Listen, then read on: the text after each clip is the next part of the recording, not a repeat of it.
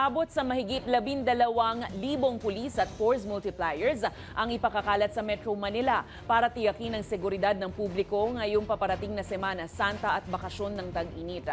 Ayon sa NCRPO, nakatutok ang mga tauhan sa mga terminal, pangunahing kalsada, simbahan at mga commercial area. Kasama na rin ang paghahanda sa posibleng mga protesta kaugnay ng pagtaas ng presyo ng langis.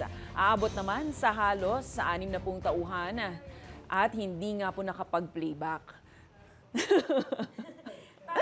Nakita ko na naramdaman ko na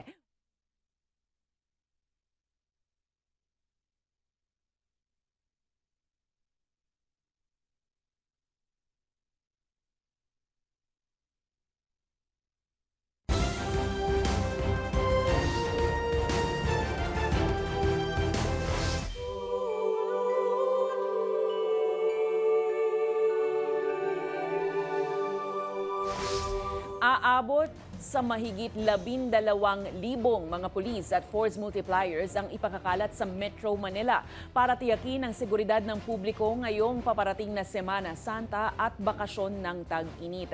Ayon sa NCRPO, nakatutok ang mga tauhan sa mga terminal, pangunahing kalsada, simbahan at commercial areas. Kasama na rin ang paghahanda sa posibleng mga protesta kaugnay ng pagtaas ng presyo ng langis.